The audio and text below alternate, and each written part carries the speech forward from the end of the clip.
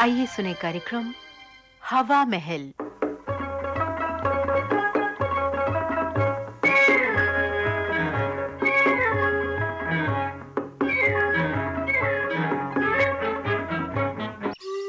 हवा महल में आज हमारी श्रृंखला सुनो कहानी।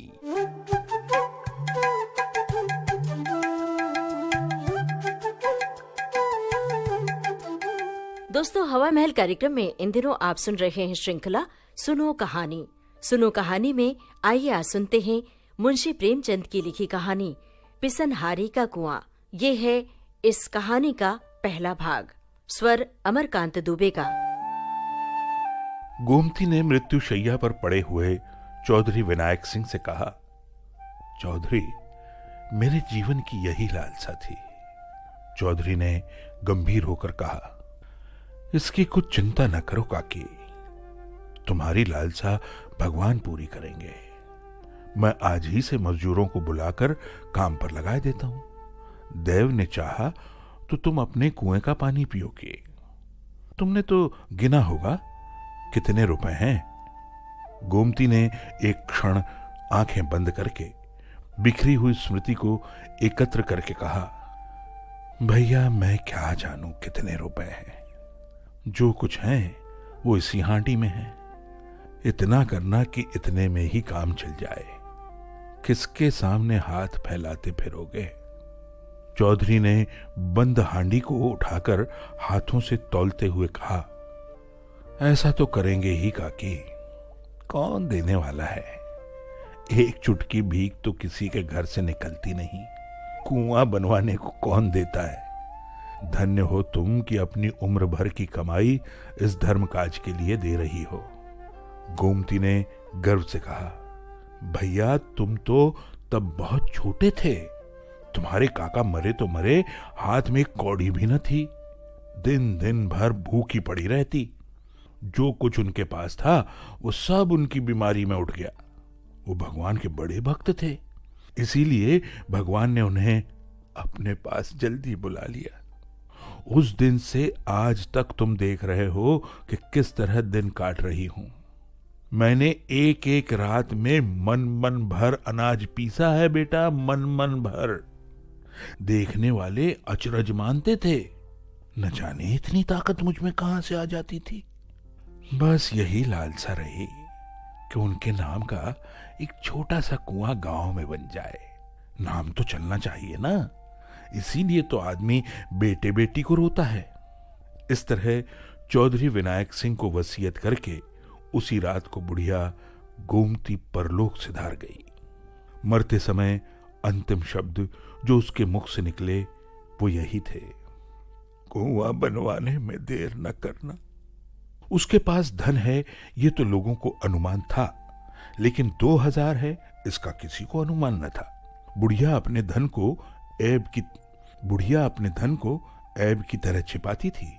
चौधरी गांव का मुखिया और नियत का साफ आदमी था, इसलिए बुढ़िया ने उससे यह अंतिम आदेश किया था। चौधरी ने गोमती के क्रियाकर्म में बहुत रुपए खर्च न किए। ज्यों ही इन संस्कारों से छुट्टी मिली, वो अपने बेटे हरनाथ सिंह को बुलाकर ईंट, चूना, पत्थर का तखमीना करने लगे। हरनाथ अनाज का व्यापार करता था। कुछ देर तक तो बैठा सुनता रहा, फिर बोला, अभी 2-4 महीने कुआं न बने तो कोई बड़ा हरज है। चौधरी ने करके कहा, हरज तो कुछ नहीं, लेकिन देर करने का काम ही क्या है। रुपए तो उसने दे ही दिए, हमें तो सैंत में यश मिलेगा।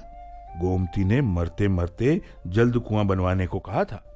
हरनाथ बोला, हाँ कहा तो था, लेकिन आजकल बाजार अच्छा है।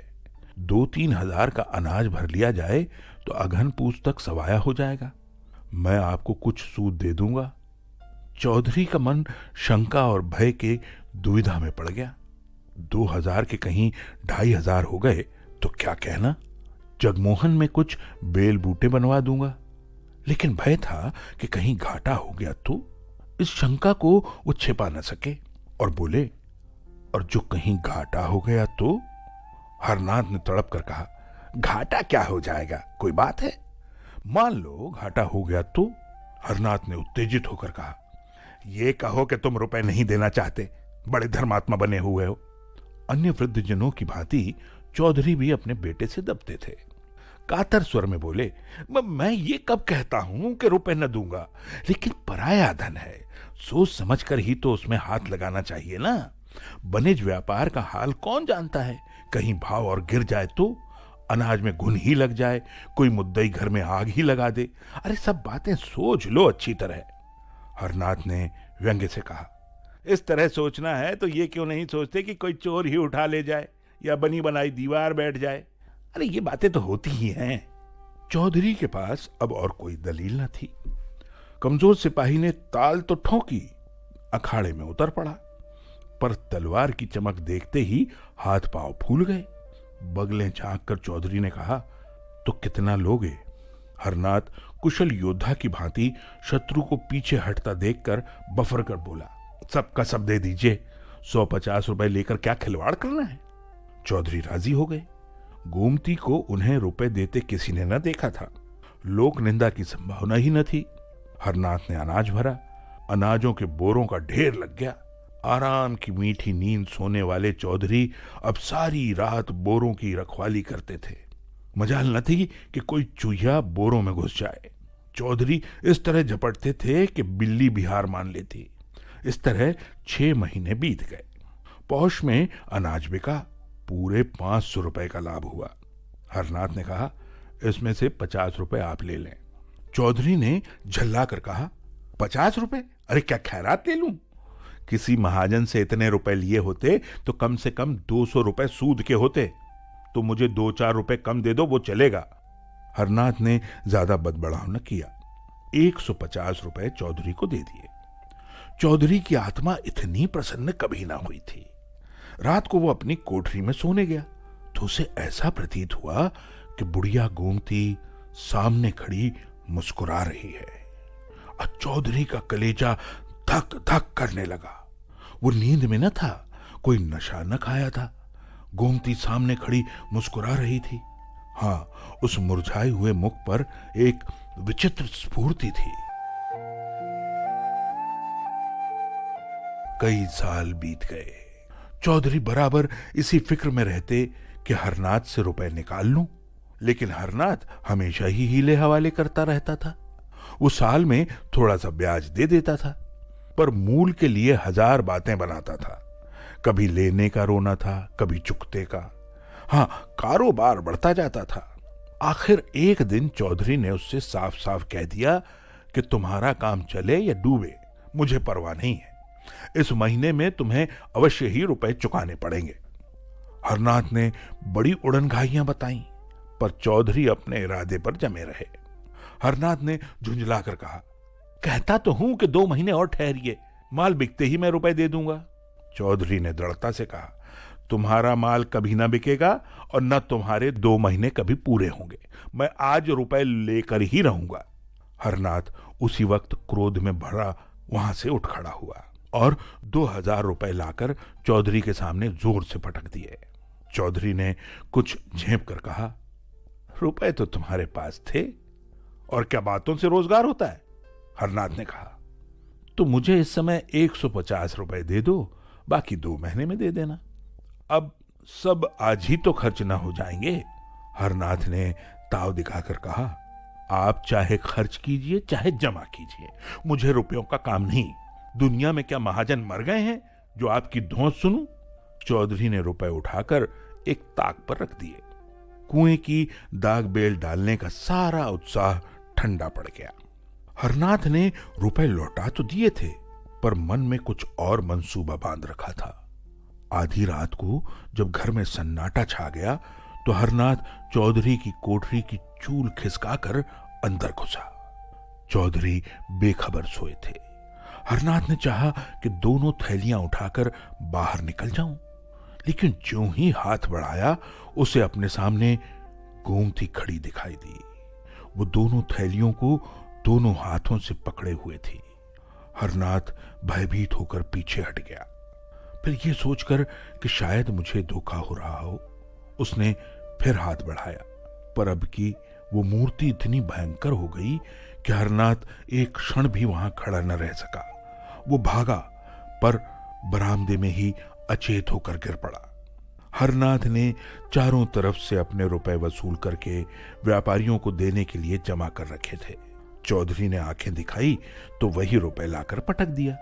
दिल में उसी वक्त सोच लिया था कि रात को रुपए उड़ा लाऊंगा, झूठ मूठ चोर का गुल मचा दूंगा तो मेरी ओर संदेह भी ना होगा। पर जब ये पेशबंदी ठीक ना उतरी तो उस पर व्यापारियों के तगादे होने लगे। वादों पर लोगों को कहां तक टालता, जितने बहाने हो सकते थे सब किए। आखिर वो नौबत आ गई कि लोग नालिश करने की धमकियां देने लगे। एक ने तो 300 रुपए की नालिश कर भी दी। बेचारे चौधरी बड़ी मुश्किल में फंसे थे। दुकान पर हरनाथ बैठता था। चौधरी को उससे कोई वास्ता न था, पर उसकी जो साख थी वो चौधरी के कारण। लोग चौधरी को खरा और लेन देन का साफ आदमी समझते थे। अब भी यद्यपि कोई उनसे तकाजा न करता था, पर वो सबसे मुंह छिपाते फिरते थे। लेकिन उन्होंने ये निश्चय कर लिया था कि कुएं के रुपए न छूऊंगा, चाहे कुछ आ पड़े। रात को एक व्यापारी के चपरासी ने चौधरी के द्वार पर आकर हजारों गालियां सुनाई। चौधरी को बार बार क्रोध आता था कि चलकर मूछें उखाड़ लूं, पर मन को समझाया, हमसे मतलब ही क्या है, बेटे का कर्ज चुकाना बाप का धर्म नहीं है। जब भोजन करने गए तो पत्नी ने कहा, यह सब क्या उपद्रव मचा रखा है। चौधरी ने कठोर स्वर में कहा, मैंने मचा रखा है? अरे और किसने मचा रखा है? बच्चा कसम खाते हैं कि मेरे पास केवल थोड़ा सा माल है, रुपए तो सब तुमने मांग लिए। पत्नी ने कहा, चौधरी मांग न लेता तो क्या करता? हलवाई की दुकान पर दादा का फातिहा पढ़ना मुझे पसंद नहीं है। पत्नी ने कहा, ये नाक कटाई अच्छी लगती है क्या? चौधरी बोला, तो मेरा क्या बस है भाई, कभी कुआं बनेगा कि नहीं? 5 साल हो गए। पत्नी फिर बोली, इस वक्त उसने कुछ नहीं खाया, 1 जून भी मुंह झूठा करके उठ गया था। चौधरी बोला, तुमने समझाकर खिलाया नहीं है? अरे दाना पानी छोड़ देने से तो रुपए न मिलेंगे। पत्नी बोली, तुम क्यों नहीं जाकर समझा देते? चौधरी फिर बोला, मुझे तो इस वक्त बैरी समझ रहा है। पत्नी ने बोला, मैं रुपए ले जाकर बच्चा को दिए आती हूं, हाथ में जब रुपए आ जाएं तो कुआं बनवा देना। नहीं नहीं नहीं नहीं, ऐसा गजब न करना, मैं इतना बड़ा विश्वासघात न करूंगा, चाहे घर मिट्टी में ही मिल जाए। चौधरी बोला। लेकिन पत्नी ने इन बातों की ओर ध्यान न दिया। वो लपक कर भीतर गई और थैलियों पर हाथ डालना ही चाहती थी कि एक चीख मारकर हट गई।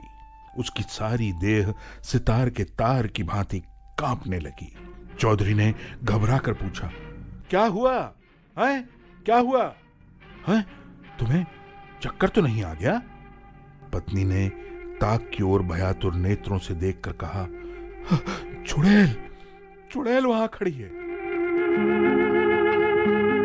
अब तक आपने सुना, गोमती ने मृत्युशैया पर पड़े हुए अंतिम शब्द जो कहे, चौधरी मेरे जीवन की यही लालसा थी कि उनके नाम का एक छोटा सा कुआं बन जाए। गांव के सरपंच से बुढ़िया गोमती ने ये बात कही और जीवन भर अनाज पीस पीस कर जो पैसे उसने कमाए थे वो चौधरी के हाथ में रख दिए, पूरे 2000 रुपए। चौधरी के बेटे हरनाथ को जब ये बात पता चली कि उसके पिता चौधरी के पास 2000 रुपए हैं जिन्हें वो कुआं बनवाने में खर्च करना चाहते हैं, तो वो अपने पिता चौधरी को लालच देता है कि वो ये 2000 रुपए उसे दे दे ताकि वो इन पैसों को अनाज के आढ़त के काम में लगा सके और इससे होने वाले मुनाफे में वो उसे भी हिस्सा देगा।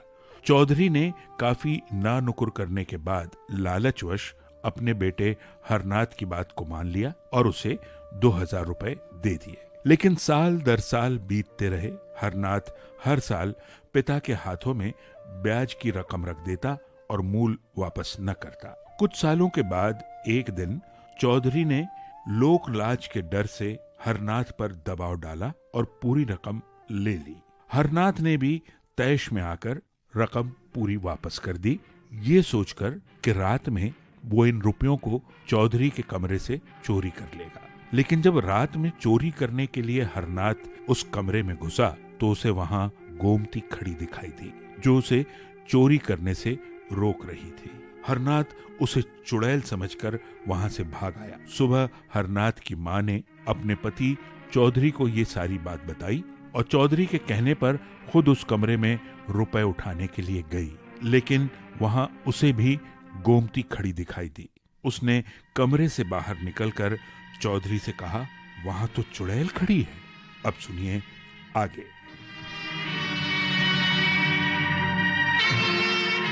चौधरी ने ताक की ओर देखकर कहा, चुड़ैल? कौन चुड़ैल? अरे मुझे तो कोई नहीं दिखता। पत्नी बोली, अरे मेरा तो कलेजा धक धक कर रहा है। ऐसा मालूम हुआ जैसे उस बुढ़िया ने मेरा हाथ पकड़ लिया है। चौधरी बोला, ये सब भ्रम है, भ्रम। बुढ़िया को मरे 5 साल हो गए, अब तक वो यहां बैठी है क्या? पत्नी बोली, मैंने साफ साफ देखा, वही थी। बच्चा भी कहते थे कि उन्होंने रात को थैलियों पर हाथ रखे देखा था।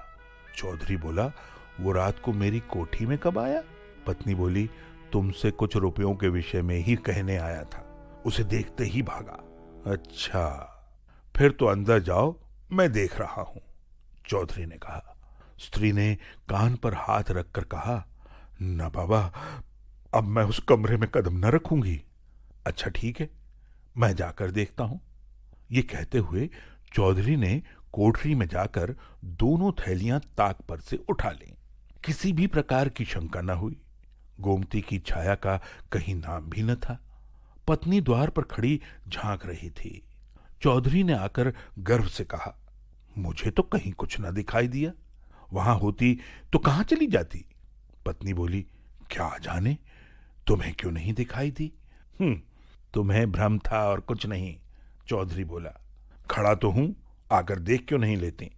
पत्नी को कुछ आश्वासन हुआ। उसने ताक के पास जाकर डरते डरते हाथ बढ़ाया, जोर से चिल्लाकर भागी और आंगन में आकर ही दम लिया। फिर उसने, चौधरी भी उसके साथ आंगन में आ गया। विस्मय से बोला, क्या था? क्या है? अरे व्यर्थ में भागी चली आई, मुझे तो कुछ दिखाई न दिया। पत्नी ने हांफते हुए तिरस्कारपूर्ण स्वर में कहा, चलो हटो, अब तक तो तुमने मेरी जान ही ले ली थी, न जाने तुम्हारी आंखों को क्या हो गया है। अरे खड़ी तो है वो डायन। इतने में हरनाथ भी वहां आ गया। माता को आंगन में पड़े देखकर तिलमिलाकर कहा, क्या है अम्मा, कैसा जी है? पत्नी बोली, वो चुड़ैल आज 2 बार दिखाई दी बेटा। मैंने कहा, लाओ तुम्हें रुपए दे दूं, फिर जब हाथ में आ जाएंगे तो कुआं बनवा दिया जाएगा। लेकिन ज्यों ही थैलियों पर हाथ रखा, उस चुड़ैल ने मेरा हाथ पकड़ लिया, प्राण से निकल गए मेरे तो। हरनाथ ने कहा, किसी अच्छे ओझा को बुलाना चाहिए जो इसे मार भगाए। चौधरी बोले, क्या रात को तुम्हें भी दिखाई दी थी? हरनाथ ने कहा, हाँ, मैं तुम्हारे पास एक मामले पर सलाह करने आया था। ज्यों ही अंदर कदम रखा, वो चुड़ैल ताक के पास खड़ी दिखाई दी। मैं तो बदहवास होकर भागा। चौधरी बोले, मगर मुझे तो कुछ दिखाई नहीं देता, ये बात क्या है? हरनाथ ने कहा, क्या जाने, आपसे डरती होगी। चौधरी बोले, कुछ समझ में नहीं आता, माजरा क्या है?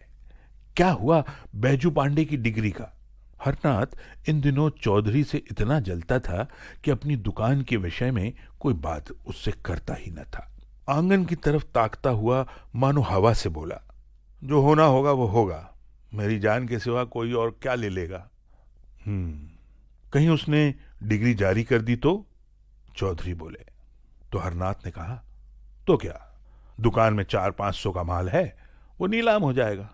बहुत होगा तो 4-6 महीने हवालात में रहना पड़ेगा, इसके सिवा और क्या हो सकता है। चौधरी को पुत्र से प्रगाढ़ प्रेम था।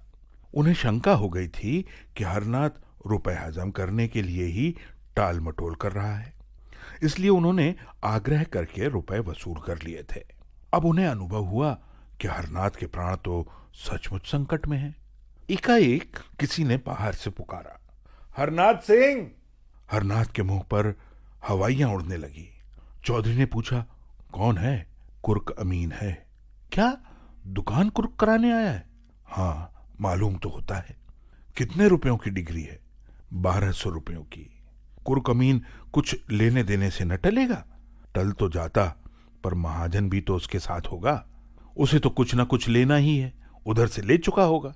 न हो 1200 रुपए गोमती के रुपयों में से दे दो। उसके रुपए कौन छुएगा, न जाने घर पर क्या आफत आ जाए। अरे उसके रुपए कोई हजम थोड़ी ही किए लेता है। चलो मैं दे देता हूं। चौधरी को इस समय भय हुआ कहीं मुझे भी वो न दिखाई दे, लेकिन उनकी शंका निर्मूल थी। उन्होंने एक थैली से 220 रुपए निकाल लिए और दूसरी थैली में रख हरनाथ को दे दिए। संध्या तक इन 2000 रुपयों में से 1 रुपया भी न बचा। 12 साल गुजर गए। न चौधरी अब इस संसार में है, न हरनाथ।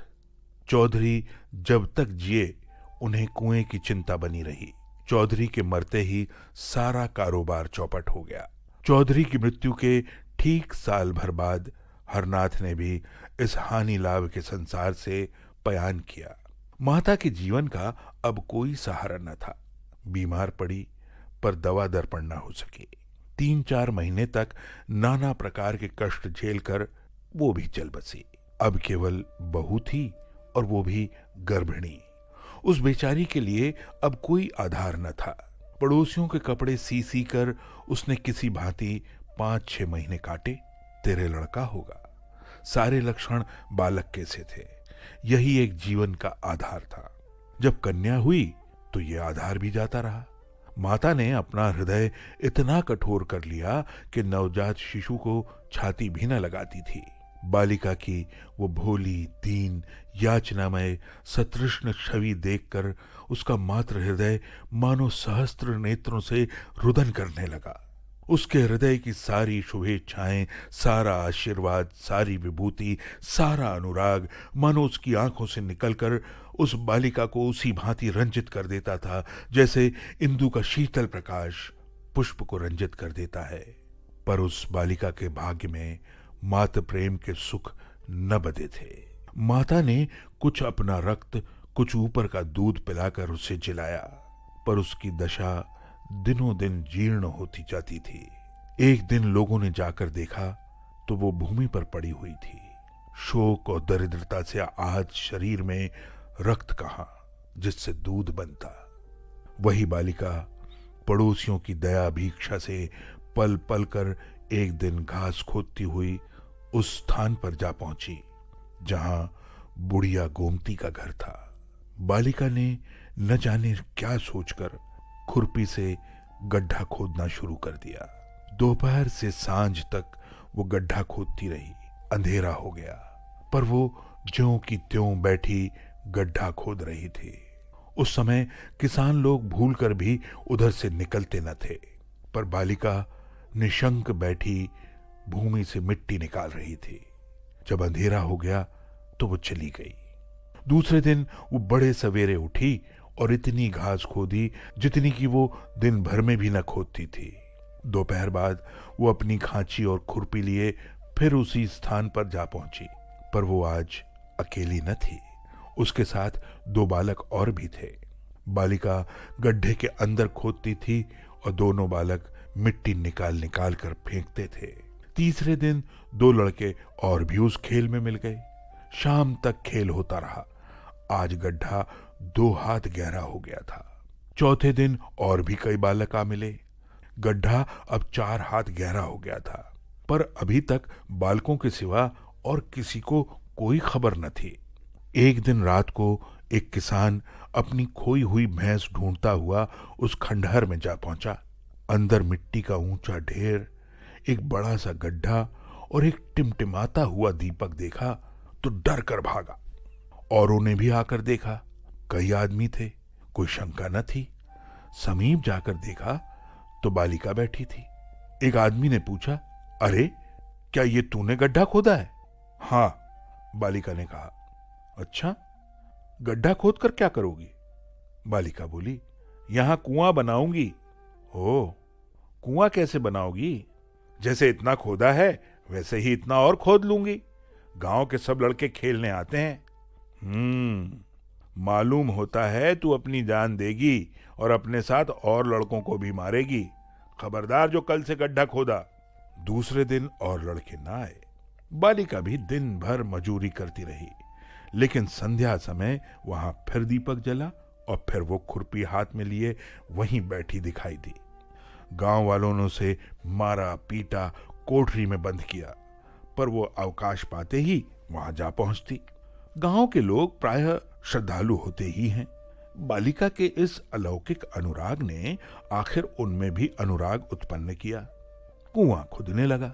इधर कुआं खुद रहा था, उधर बालिका मिट्टी से ईंटें बनाती थी। इस खेल में सारे गांव के लड़के शरीक होते थे। उजाली रातों में जब सब लोग सो जाते तब भी वो ईंटें थापती दिखाई देती।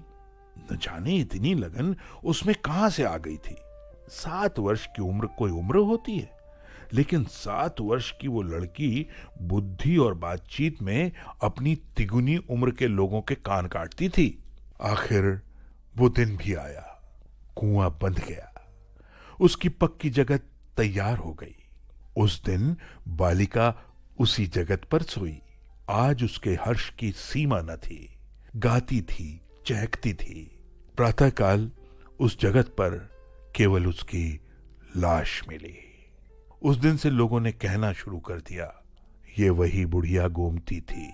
इस कुएं का नाम पिसनहारी का कुआं पड़ा। हिंदी कहानी हिंदी मासिक पत्रिका माधुरी में जून 1928 में प्रकाशित हुई। मानसरोवर भाग 5 में संकलित केवल हिंदी में प्रकाशित हुई। पिसनहारी का कुआं। अभी आप सुन रहे थे मुंशी प्रेमचंद की लिखी इस कहानी का दूसरा और अंतिम भाग। वाचन स्वर था अमरकांत दुबे का। प्रस्तुति सहयोग आकांक्षा सिंह का। इस कार्यक्रम के प्रस्तुतकर्ता हर्षवर्धन गवई। सुनो कहानी।